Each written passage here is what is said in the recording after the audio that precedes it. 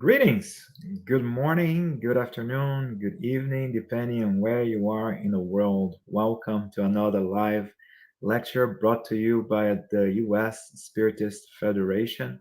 We are delighted to go over a very interesting topic, to bring a very interesting topic to all of us today, which is detachment and spiritual well being.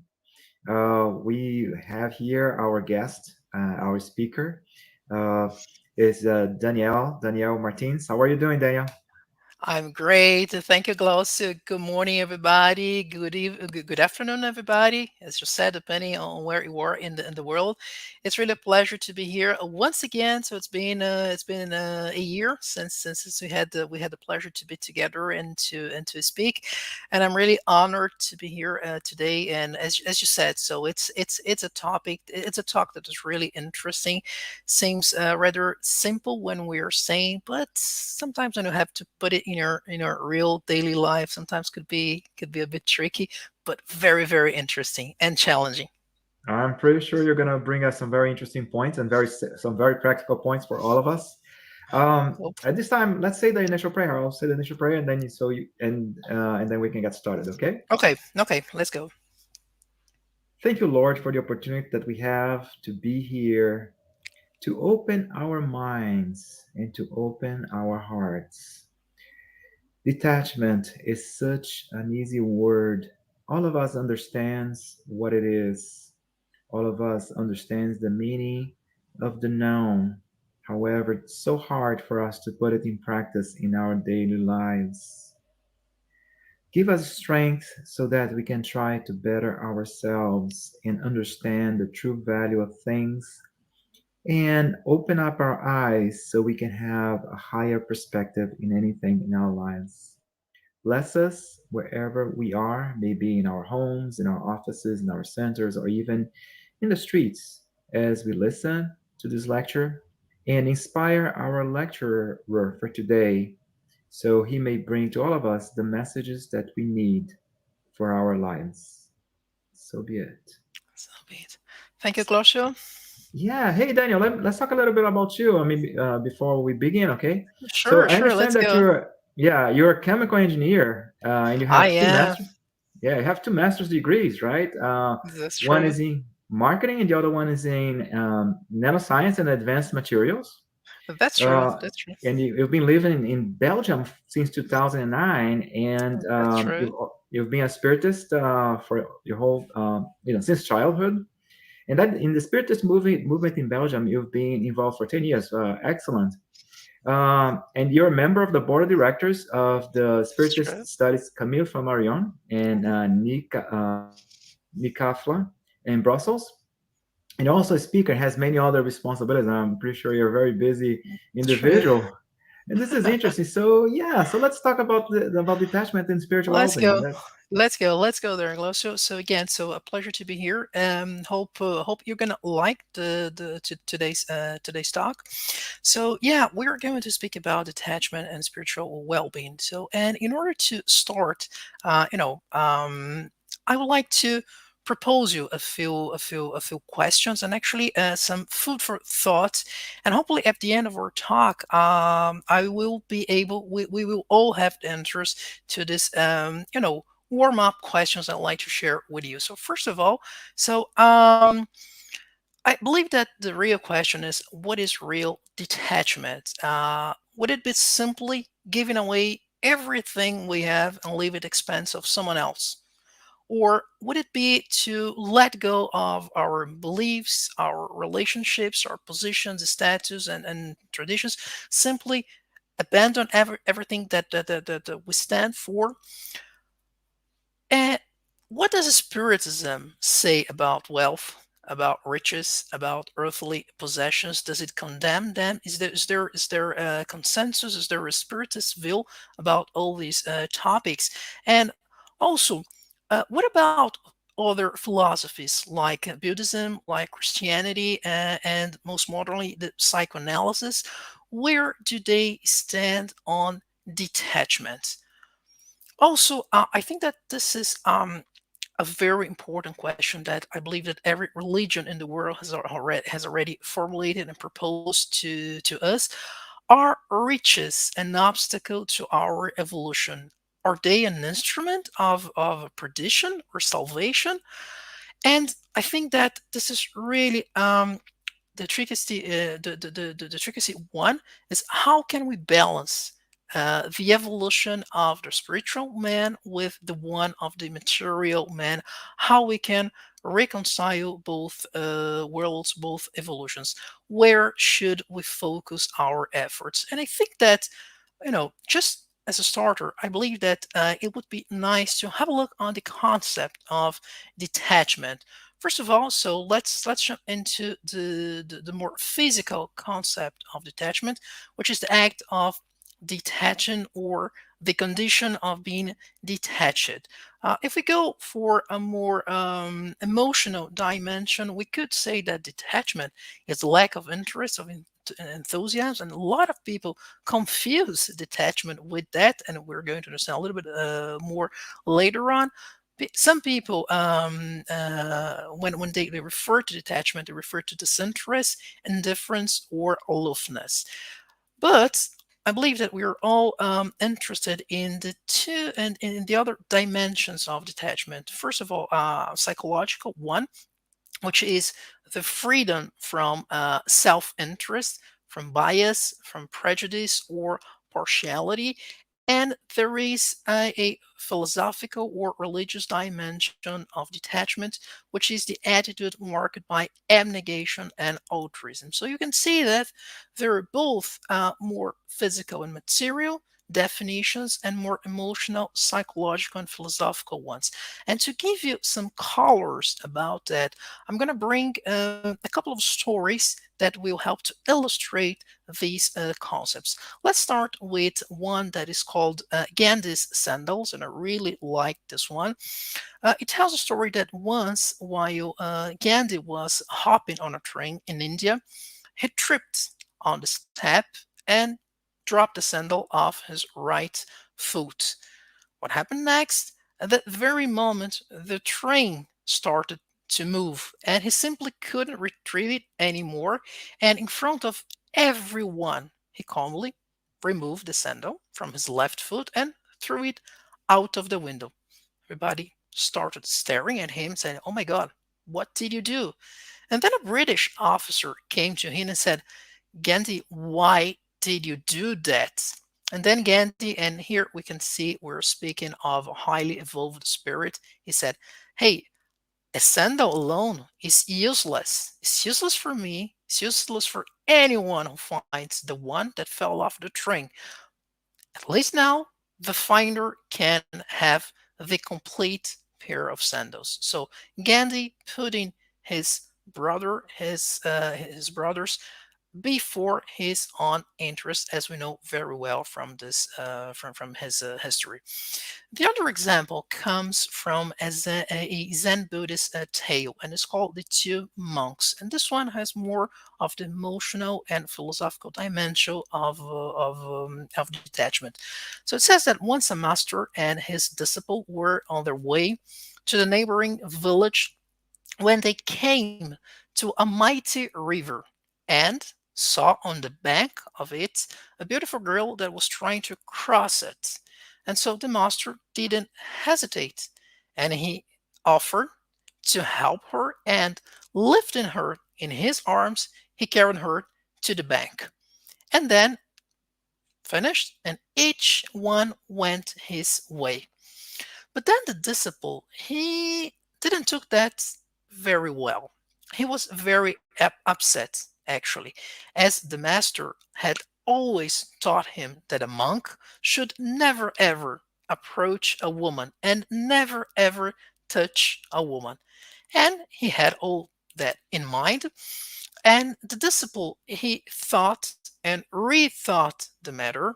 And finally, when he returned to the temple, he had enough courage to go there and talk to his master, and he could no longer contain himself and said to him, "Master, uh, you teach me day after day never to touch a woman, and yet You took that pretty girl in your arms and crossed the river with her.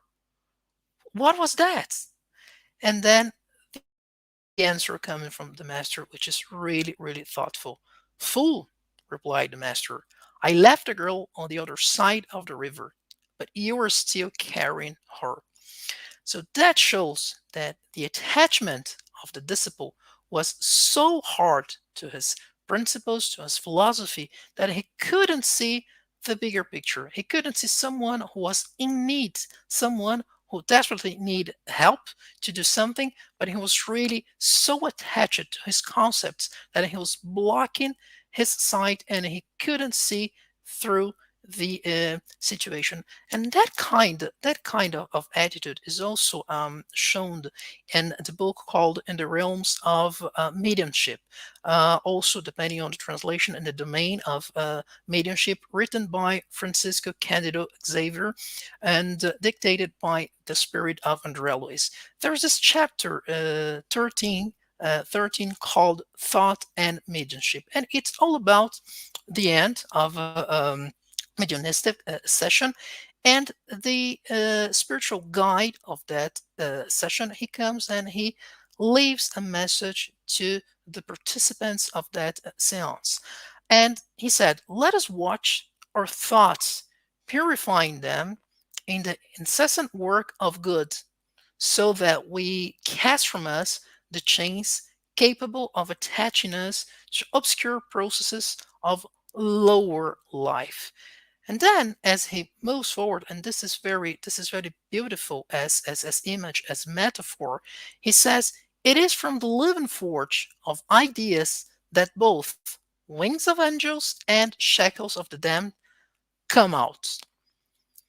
Through our thoughts, meaning where we put our minds, we enslave ourselves to trunks of infernal torture, sentencing ourselves at times of centuries of suffering, of pilgrimage on the paths of pain and death. And to shorten the torment that plagues conscience when we are behind atonement bars, it is essential to do what? To attend the mental renewal, the only means of restoring harmony. So he's drawing our attention to the fact that if we do not know the right place of putting our thoughts, our minds, and if we get too attached to different things, sometimes we lose perspective, and sometimes we later on create a lot of different actions that will have different consequences in our evolution. And if we go back in time, 2,000 years ago, Jesus already in the Gospel of Matthew, he mentions something that is similar when he says, when he reminds us not to accumulate treasures on the earth where rust and worms corrupt them and where thieves unbury and steal them, but rather create treasures in heaven where neither rust or worms corrupt. For wherever your treasure is, there is your heart also. So Jesus, 2,000 years ago, introducing the concept that we should pay attention and see where our hearts are, and there, where our hearts are, our treasure is as well. And of course, for that, we need to detach from different material things, so we can see through it, so we can see clearly in terms of spiritual evolution. But then he also mentions in the Gospel of Luke a very interesting story, and it's a story of a rich man, and that also illustrates the concept of detachment. And this rich man had lands that had produced extraordinarily, and so he thought to himself, "What shall I do? Because I do not have place where I can put all that I have reaped. So here's what I'm going to do," and that most of us would do as well. I would tear down my barns and build bigger ones, into which I can put my entire harvest, and all my possessions. And talking to himself, he says, and I will say to my soul, soul, I have many possessions saved for many, many years. That's it. Rest, eat, drink, and enjoy. But God had different plans for him, as Jesus tells the story. At the same time, God said to the man, how foolish you are. Your soul shall be taken this very night. And then who will possess what you have accumulated? And that's what happens to those who accumulate wealth for themselves but are not wealthy before God. So, in other words, Jesus was presenting a concept 2,000 years ago that today in modern psychoanalysis we would call impermanence and transience of earthly goods. So, meaning that we are, yes, for sure, the trustees and administrators, but not the owners of the wealth that God places in our hands. And this is very important to know, a strict accounting will be demanded regarding the good or bad use we have made of this wealth as a result of our free will. As we all know, the Spiritist philosophy believes in reincarnation and also believes in the law of cause and effect that in Eastern philosophies is called karma. So what happens is that according to the use we make of our free will, so we can have impact and consequences in future lives and future existences, for the good or for the bad. We've got this free will, so it's up to us to do the good use of it. The wealth itself, the riches itself, is not good or bad. It's just something, and then the use we're going to make out of it is is the thing that will become to make it look a good thing or a bad thing. And I believe that's the moment to ask this question because we would like to know. I believe that all of you that are listening to us right now, what does Spiritism think about all this? What is the Spiritist view on wealth? What is the Spiritist view on detachment, on attachment? Does it condemn wealth? Is it a bad thing? Is it a good thing? And what is the Spiritist view on detachment of riches, of material goods, or of earthly possessions? And this is the question that Kardec asked to the spirits that helped him during the writing of the principles that guide the Spiritist philosophy. And the answer was really interesting in the sense that the spirituality told him that if wealth were an insuperable obstacle to the spiritual evolution, as many people think, then God, who created wealth, would have put in the hands of some people an instrument of unavoidable perdition. A thought that is really repugnant to reason. It does not make any sense to think of something like this.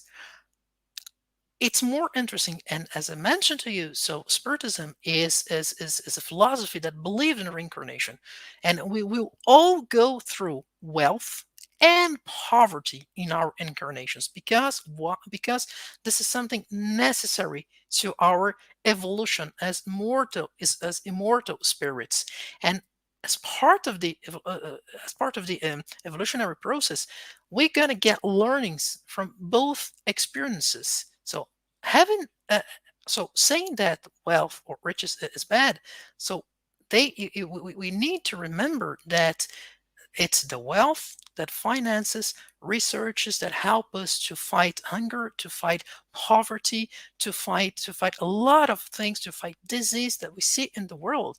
And so the thing is that, as I mentioned before, wealth as itself is not good or bad. It's the use that we make out of it.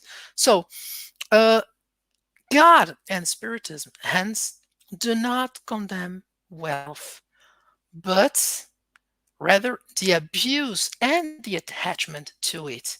So, wealth can be a pressure instrument of evolution or destruction, depending on what we do with it. And this is really important, that's where detachment, renunciation, and letting go step in. If we look into Kardec's teachings, we're going to see that Spiritism shows us that our excessive love for earthly possessions is really one of the biggest, largest obstacles to our moral and spiritual advancement. And why is that? Because when we are really attached to material or emotional possessions, we shatter completely our affective faculties, carrying them over to material things and paralyzing the impulses of the heart. So we literally freeze our evolution towards the light. And and this is really something that gives us a lot of perspective. Again, so we are talking about a philosophy that believes in reincarnation. And humans truly possess only what they can take with them from this world. I mean, nothing that is for the use of their body, but everything that is for the use of their soul. And we're talking about the intelligence, we're talking about knowledge, we're talking about moral qualities, we're talking about the good that we do, the good deeds, and that's really what we're going to take. That's really what we're going to carry to the other world, to the spiritual world. And that's where we should concentrate our evolution. That's where we should concentrate our thoughts and our feelings. So nothing material belongs to us, not even our physical body, which is stripped from us during our disembodiment, as well as all material goods. So, if we know that, if we have this conscience, we would be able to avoid a series of difficult situations we can find ourselves in, like the one I'm going to describe through this story. A story that you can find in the book called In the Greater World, again written by Francisco Candido Xavier and dictated by the spirit of André Luis. So this part here, so it's an extract of a chapter 18th, during which André Luis, so he goes to the lower zones together with his instructor, Mr. Calderaro, and they go there for with study purposes. And here's what he tells us: at some point in time, they stopped in an enormous marshy plain where many groups of discarnated humans were lost in the distance, like thousands of madmen separated from each other, sometimes in bands. And they didn't go so far, and they stopped right next to an assembly of old men. And the scenes that are described later on are really impressive, and they tell a lot about attachment. So they all showed pitiful looking faces.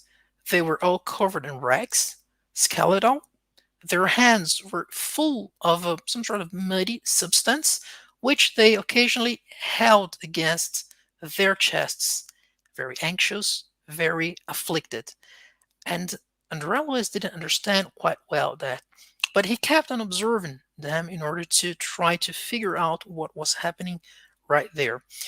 At the slightest breath of wind, they clung again to the fragments of muds, which they pressed again against their hearts, demonstrating an infinite fear of losing them. And nobody, and Andrelis could understand why, because all he saw was muds. And then those men whispered to each other, malicious, suspicious. Sometimes they would have the idea of running, but they rather stayed in the same place, like they were frozen between fear and suspicion. So they couldn't move. They were always in the same place with fear and suspicion. And then all of a sudden, one of them say something. Um, we can't stay here. What about our business? The wealth we have discovered is incalculable. And he pointed ostentatiously at the handfuls of muds that he had and that were flowing from his clenched hands. So actually, he was holding mud, but in his mind, all this gold we have with us remains at the mercy of thieves and this miserable Moor. It is essential that we find our way back. And I'm gonna mean it. They were carrying mud. They were in the same place, and they thought that they had a lot of riches, a lot of wealth with them. And then Calderaro looked at Andrelis and said, they are loan sharks who disembodied many years ago. They descended so low to such a deep degree of attachment to transient material fortune that they are unable to access the inner sanctum of higher aspirations. Hence, their inability to find peace, to find serenity in the mental zone of worthy work. And that was not the worst. The worst was that they did not fully realize the methods they used in the past to achieve their selfish ends. They simply disregarded the rights of others and they mocked their own afflictions. And they set up real traps to bring down improvident companions in order to suck their savings, enriching themselves at the expenses of ingenuity and blind trust. And by doing that, they spread so much suffering around by their thoughtless actions that the mental matter of the victims and vicious emissions of revenge and curse imposed on them some sort of ethereal barrier in the realm of ideas. So they had some sort of barrier that was impeding them from seeing clearly and understanding the full consequences of their acts and fully understanding the situations they were in. Thus, stunned as they were, they fixed themselves in the crimes of the past. So their minds were there in the crimes of the past. These crimes were haunting them years and years for long years, transforming them into genuine ghosts of greed, tormented by the mirages of gold in this desert of suffering. Again, they seen what they saw in their minds. They had a lot of gold. They were lost but had a lot of gold. But the real scene, they were lost and they were holding a lot of mud in their hands. And the saddest part is that uh, they cannot predict, Colorado was not able to predict when they would wake up given the situation they find themselves in. They have gone mad in the passion to own, ending their sinister adventure as slaves of the mental monsters they created for themselves. And here's the link with the previous stories that we mentioned. So they created mental monsters, just like the same Mandrella is mentioned in the previous book and the realms of mediumship, and just like the disciple from the Zen Buddhist tale, he created a mental monster as well, and he was enslaved to that. Just for the sake of explaining a little bit more what happened in this chapter, one of the old men that was there in that situation was Andrea Lewis's grandfather that disembodied many years ago, and he literally had his life. He lived his life just like Calderaro described here in the book. But um, we spoke before about a Zen Buddhist tale. This lady here, so it's a Zen Buddhist monk called Monk Cohen. So she's a Brazilian lady, and why did I bring something like this here? So we are in the middle of a Spiritist talk, and I'm bringing some Buddhism examples here. Just to mention that the concept of detachment is been around for thousands of years, at least 4,000 of years. If we go back in time, 2,000 years before before Christ, we had already the Vedas writings that were explaining about, the work towards the others, the works towards the good of mankind. So if we go back 2,500 years ago in time, so we can see what Buddha said about detachment. If we go 3,000 times, approximately 3,000 years approximately back in time, we can see Moses that had to, detach from his culture, from his land, from everything else in order to found a new religion, in order to found a new nation. And if we keep on looking at history, we are going to see a lot of different examples speaking about detachment and letting go. And here it's no different. So when she speaks about detachment, she says detachment is when we have things and they go through us and we go through with them with a certain lightness. So it's something that is light, it's not heavy. If I have it, that's fine, it's okay. If I don't have it, that's fine too. I will not make a fuss out of it. We are entitled to have things, and this is important to know because sometimes some religions or philosophies say, no, no, you're not entitled to have anything. We are entitled to have things. It's just not to be imprisoned by material, by emotional or spiritual things. It's the concept of letting go, and this is a very nice concept that we have in the English, in the English culture, in the English language.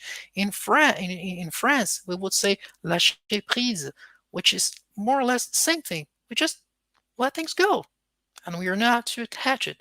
And what she's saying here is exactly the same thing that Andrella is saying, that Jesus is saying, that Gandhi is saying, just to show how universal this concept about detachment is and how important it is.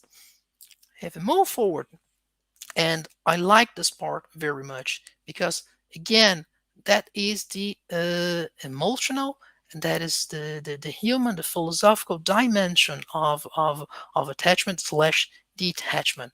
She says that attachment is also being attached to my ideas, to my status, to my titles, to my belief, to my concepts, in a way, in such a way, to my way of being, in such a way that I literally freeze myself, I limit myself, and I have no longer the ability to understand anything or anyone. I cannot move forward because I'm stuck in my own bubble, in my own concepts, in my own world. Detachment means being open to the reality in which we live. And in order to enter the final part of my talk and to wrap up, I believe that what everybody in the world has just lived for the past 2 years, um, it is it's a great opportunity for reflection that we have right now, thanks to the pandemic. Of course, before anybody says that I'm completely a crazy man, everybody is aware that the world went through a lot in the past 2 years. Many of us lost a lot of things: jobs, family, friends, and some of us even lost hope. But at the same time, we were granted a unique opportunity to learn and to separate what is essential from what is not, what is real from what is holding us back. And also, that's a magnificent opportunity to reinvigorate our minds with more spirituality. Uh, and the Spiritist, you know, meetings and discussions and so on, what is happening right now to the planet, we call it the planetary transition. And this planetary transition is really an invitation, an open invitation to reflect and to change our attitudes. Now, right now is the time to make the moral progress that mankind has not been able to make in 6,000 years of history. And this is a great opportunity. And this is a great moment. And this is history. And if you want to make part of it, what do we need? We're going to need a lot of detachment. We're going to need a lot of letting go. We're going to need a lot of forgiveness and self forgiveness, including.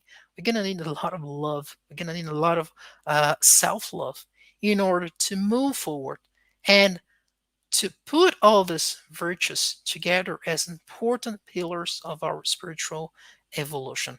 That's what all the moment we are living in this world is about. And I thank you for being here. May God bless us all. Just to finish with this is the last slide of my presentation. I brought here a few lines that were dictated by that you can find in the Gospel according to Spiritism, chapter 16, and that were written by the spirit of Lacordaire.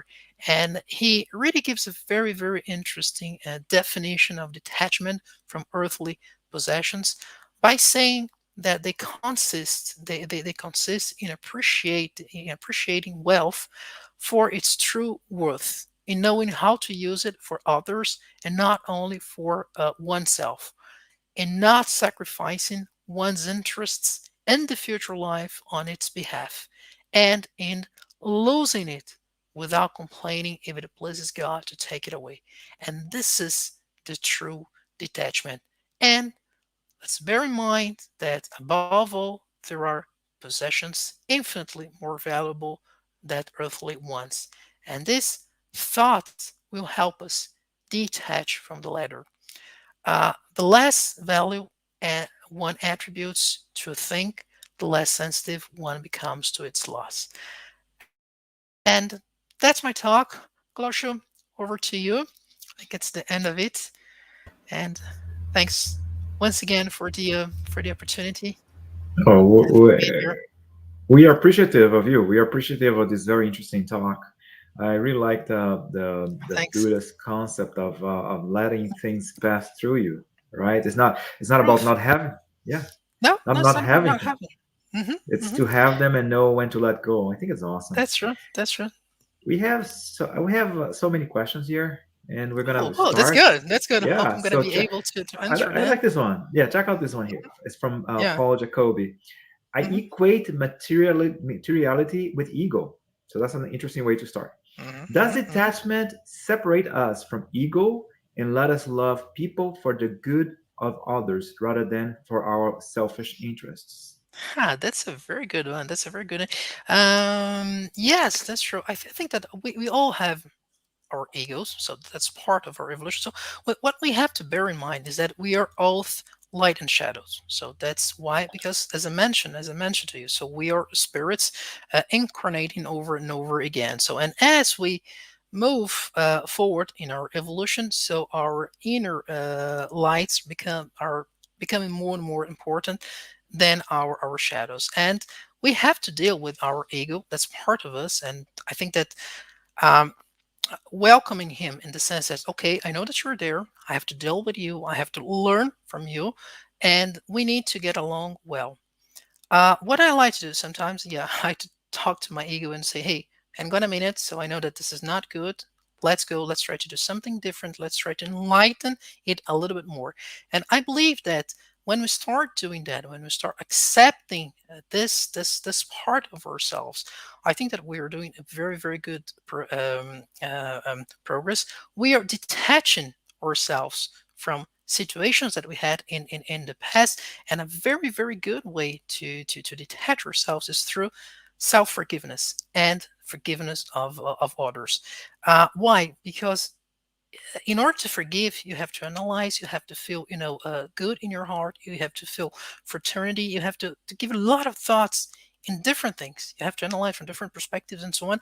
And the minute you start feeling love in your heart, then you understand the importance of detaching, the importance of uh, your ego decreasing in terms of of size.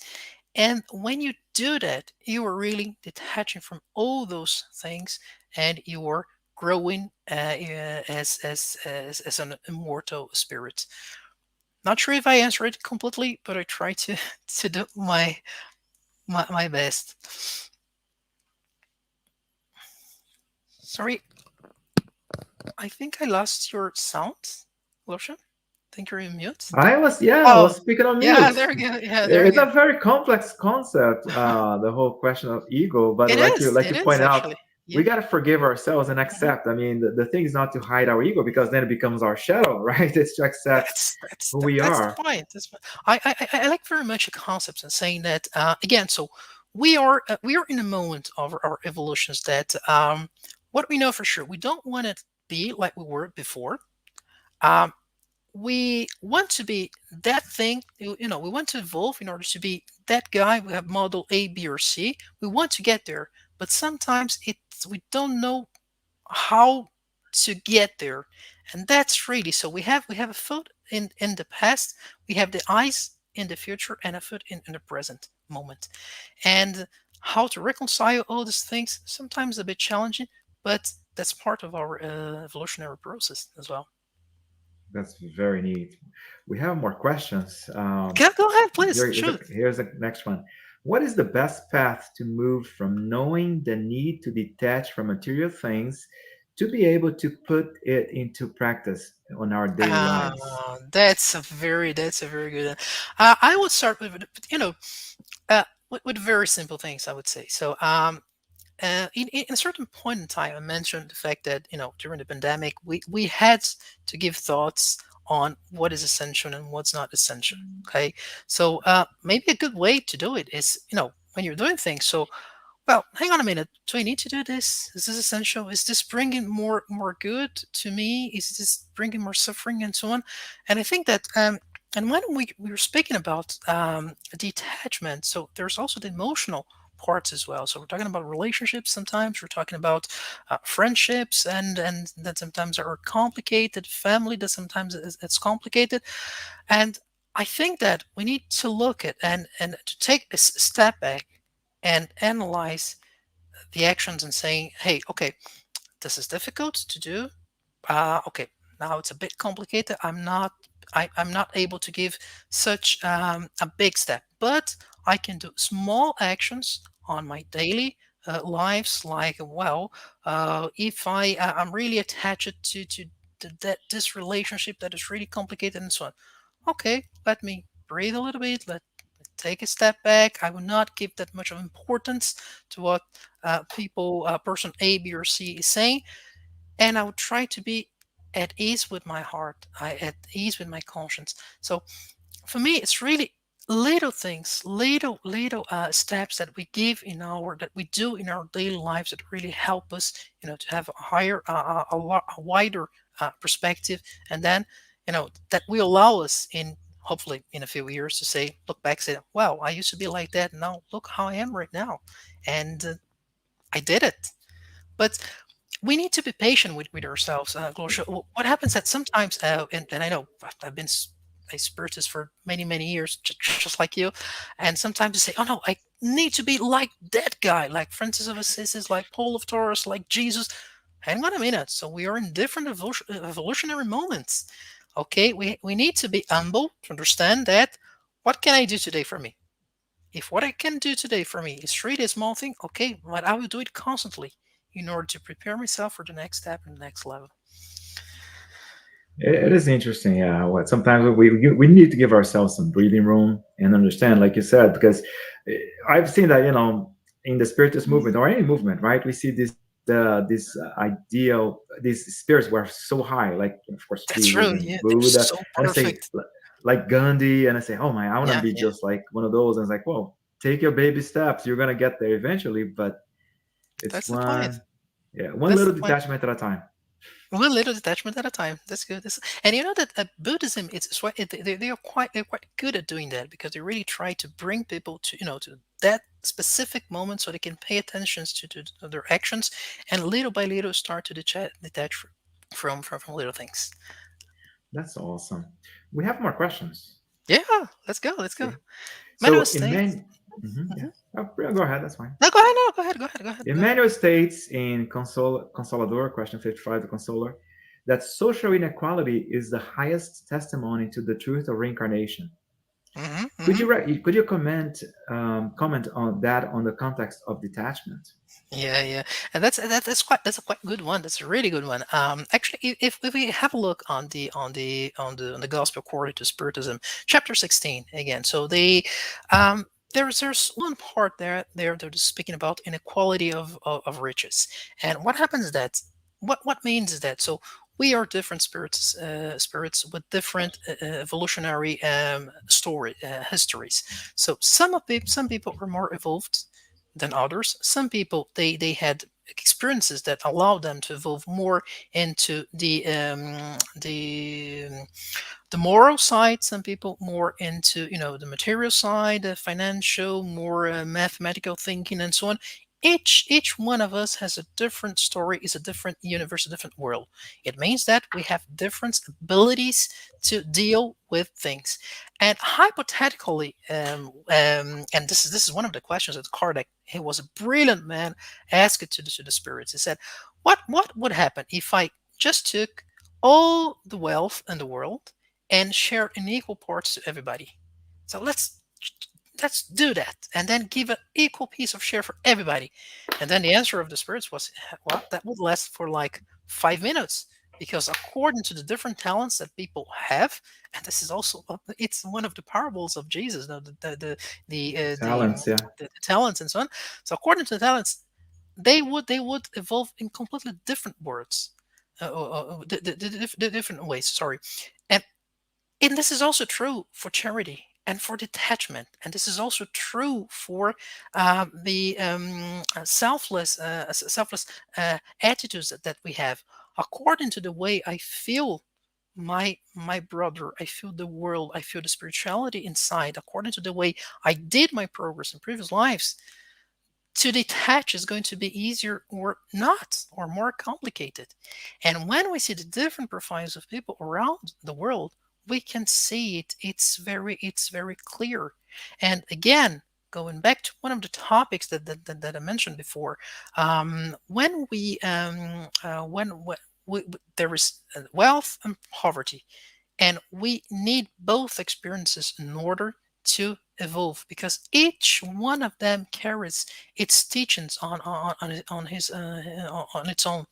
And we see it's unfortunate that but what we have to bear in mind is that inequality is really a characteristics of world of atonement, the world that we are living in. If we were living in more evolved planets and more evolved worlds, that would be a totally different story. So we would have detachment, yes, but we wouldn't have inequality.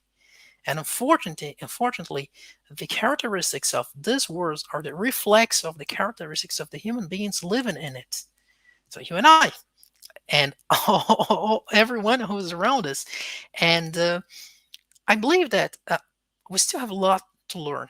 And what is going to happen is that this inequality is going to decrease, is going to diminish, as we learn to be more detached from material possessions, and as we learn to put our brother's needs above our own self interests.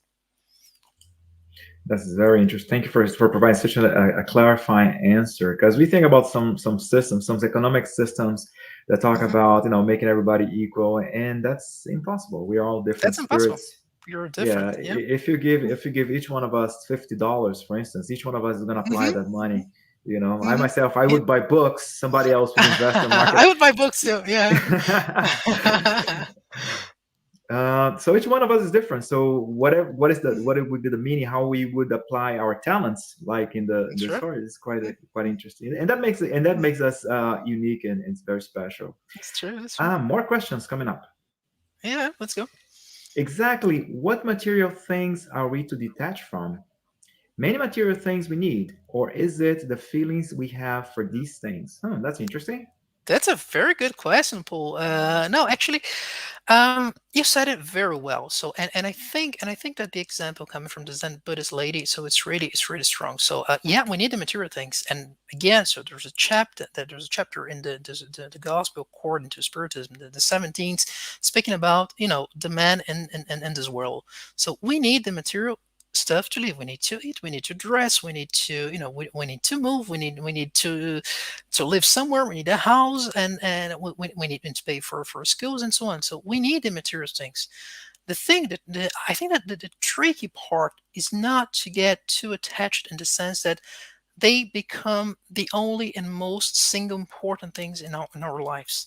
So we saw, my last slide, there are things that are more important. So we got our families, we got our children, we got our parents, we got brothers and sisters and so on. We have our friends. Uh, I believe that n- when you put all your desire, all your efforts only on the material part, that is complicated. Because, and I'll give you an example. So we are so good in companies in planning, in doing the 5 years plan. So let's forecast the 5 year sales, the 10 years is where I want to be, and including us as people. So where I want to be in 5 years and 10 years time, we're so good at doing that. But what we forget is that we're temporarily incarnated in this world. I'm going to stay here 50, 70, 80, if we're lucky, 100 years, something like that. And then we go back to the spiritual world, which is our true world. And we spend so much time planning all the material stuff, and we forget to plan the spiritual one that we're going to need when we return back to the place where we came from. And it's all about finding balance. So the material things will come. Sometimes we will lose them. It's okay if we lose them. It maybe we're not going to be happy about that, but uh, let's always try to see what is behind that in terms of lesson. Let's see what is behind that in terms of learning, what we can learn from those experiences. It's as simple as that. It's hard to do it on a daily basis, but it's as a concept, it's really simple. I'm not saying, and Spiritism is pretty clear about that. So we need the material stuff. So we are talking, we see what is going on right now. So how the pandemic, we put a lot of research in place in order to get the vaccines, in order to get the treatments and so on. We need resources for that. Okay, we need resources to to invest so people can have a place to work. We need all that, but the thing is not to get too attached to the point that you don't see anything else and you lose perspective from the real thing and the real life. A very interesting point. We need there are some material necessities, but we need to know that we Yeah, will let go. And you had mentioned before relationships as well, right? Nobody true. belongs to anybody. All of us are individual spirits with our free will. That's true. So Yeah, we got to also let go of our loved ones because we all have our own individual journeys, even though that's true. we walk them together. Let's see what if you have any other questions. Excellent. Okay, another question. How to best detach ourselves from our old concepts and Wow. prejudices to embrace new ideas? Okay, now that's a lecture in That's itself. that's a lecture in itself. Yeah, we can do maybe another one on that. Now, this is an excellent question. This is an excellent question because sometimes and that's a quite good question because that's exactly what we're living right now in the Spiritist Center I work for, because what we are seeing is that a lot is evolving, a lot is changing, and what is really interesting is that, so let's go back to the basics. Let's go back to Kardec. Okay, so we're talking about 160, 170 years ago when the whole thing started. He wrote the books and so on. He wrote. the words of that period with a proper style that was, the style of the period and so on. He was a very, very intelligent man. He was really brilliant and so on. Some things apply to that time, and ever since, things evolved. Some of them are really did not change, but the way we feel certain things evolve. You remember, in the past, we used to say that, at least when I used to when I used to be in Brazil, we said, no, Spiritist people, they like to suffer because we have to suffer in order to go to heaven and so on. Wait, where does that come from? It comes from the Christianity. We saw Christ, he suffered a lot, he died, and then he went to heaven. And then we still bring that in our hearts from 2,000 years ago.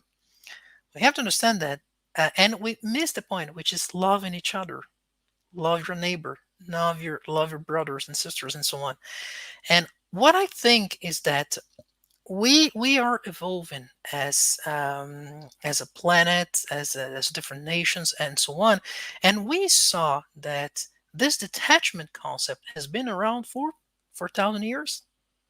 It's not something that belongs to Spiritism, it belongs to mankind.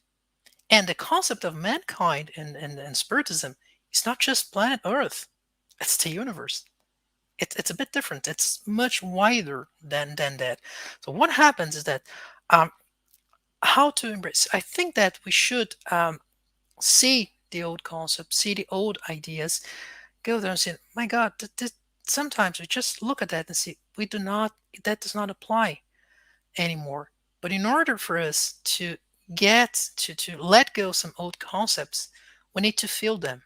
One thing is when your mind is telling you this, I should let this go, but from here to here, it's a long way. And it takes sometimes decades, it takes centuries, different lives, and so on. So it's not an easy task because what happens is that, for instance, I give you an example of the mediumship. So what I've been seeing here in Belgium, so because all the Spiritist centers, they were closed, they were shut down because of the pandemic and lockdowns and so on. Now we reopen the mediumistic groups and so on, and what we saw is that the mediumship is really exploding, in the sense that it is developing very, very, very fast, because there is a strong need from the spiritual world to communicate, to try to help a lot of discarnate people that really is in need of ourselves. And I can tell you, Glorious, that in our group, sometimes we are treating a lot of spirits that are completely lost, that are in huge suffering.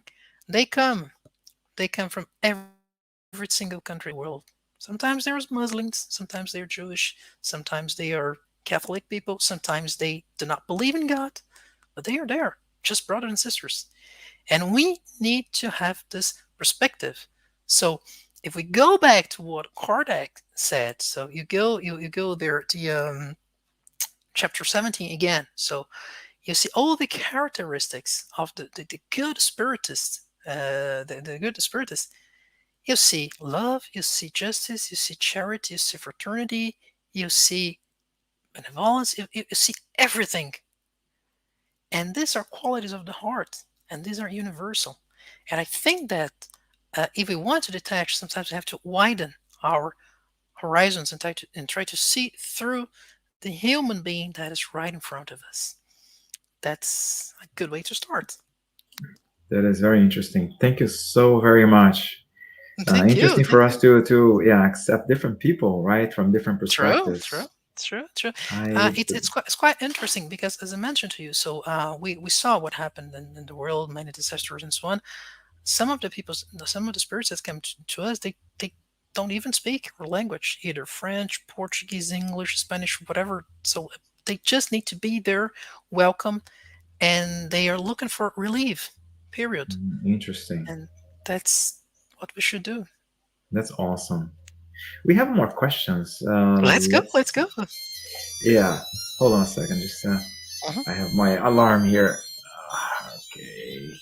Sorry about that. All right. Wow, that's a good one. That's a good one.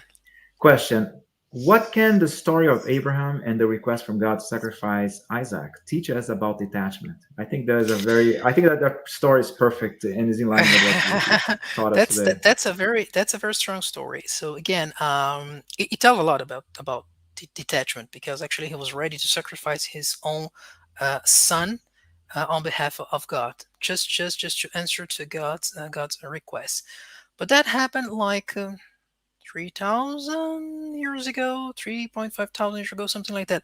So the concept of faith ever since evolved.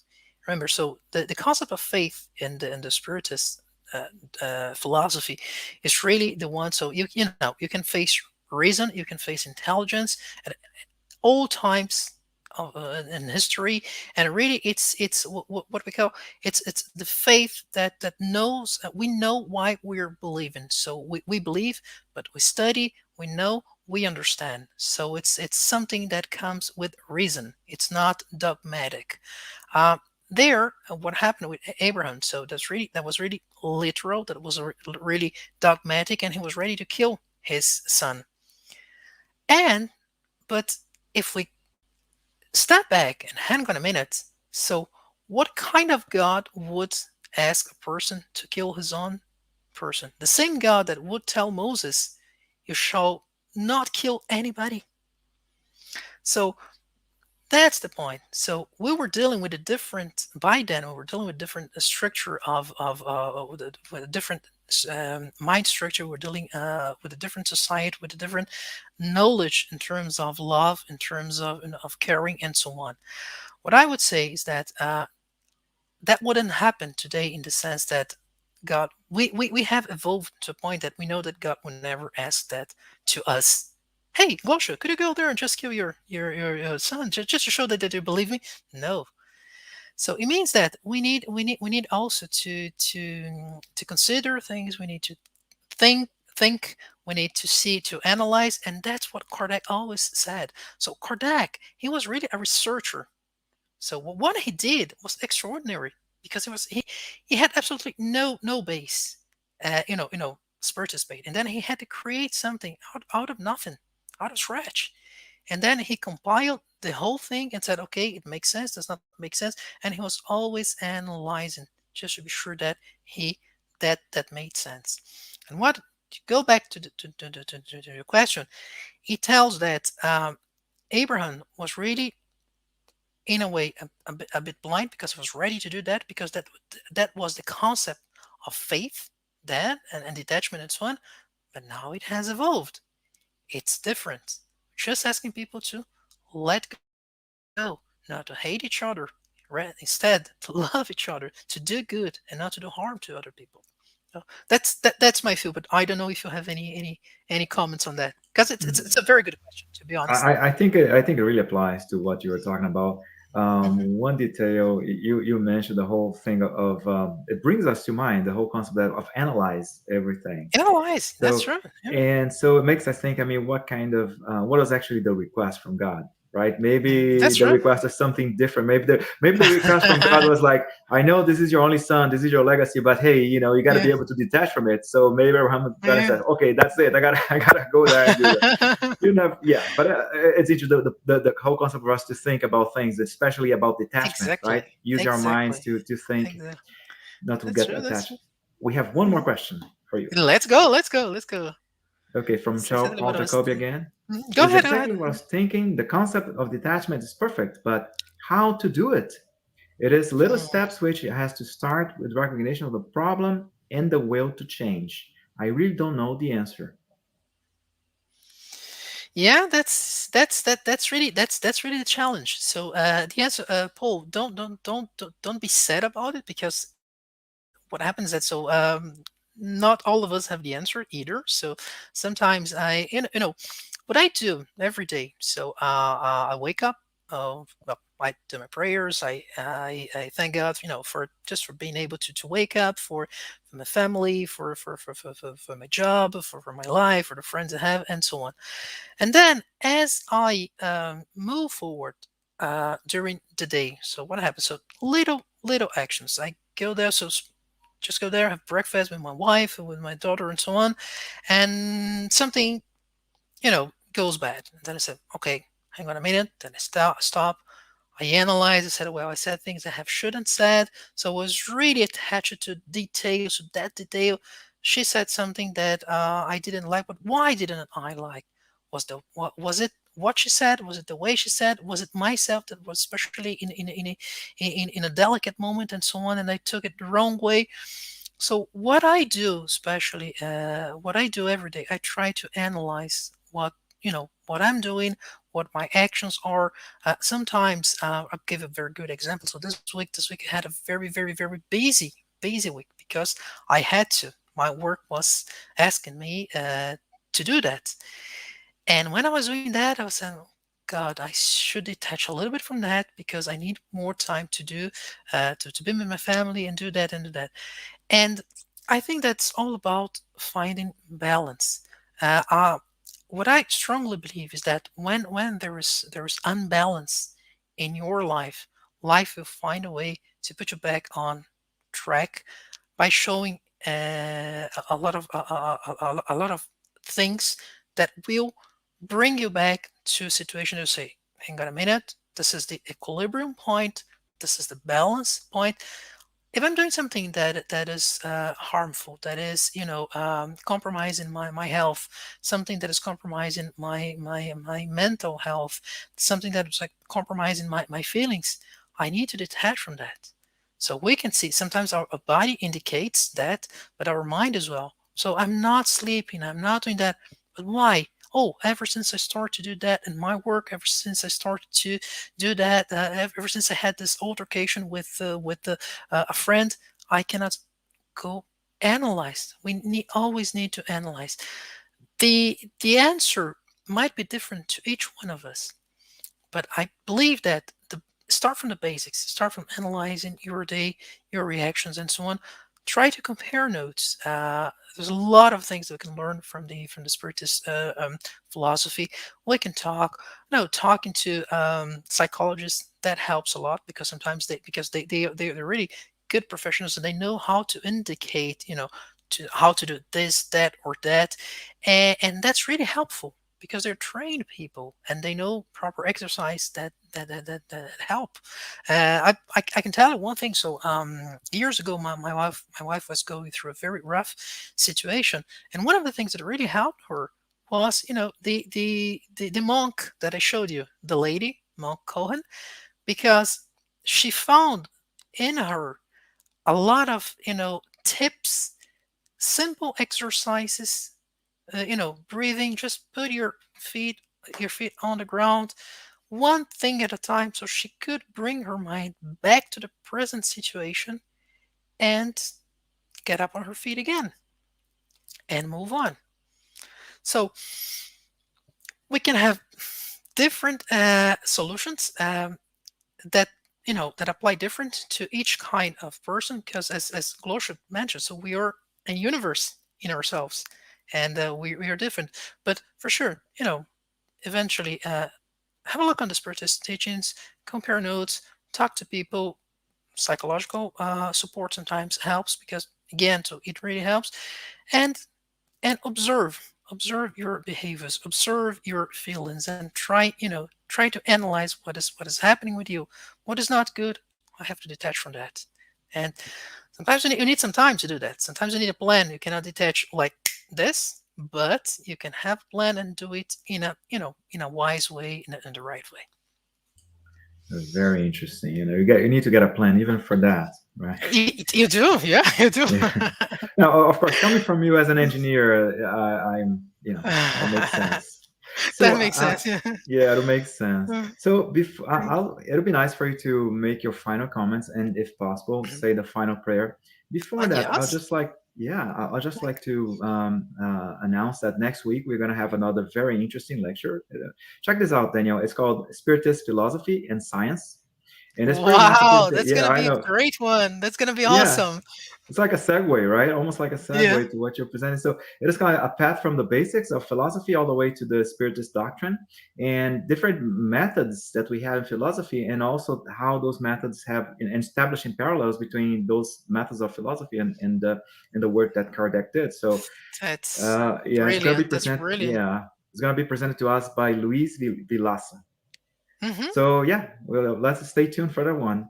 That's Yeah, please really, now. that's really, Yeah. So at this moment, could you please close and say any closing yeah. remarks, and please say the final prayer for us. Yes, yes, yes, of course, of course. So, well, first of all, thanks for the States Spiritist Federation. A big warm thanks for Jusara, who invited me, who let me speak today and be with you.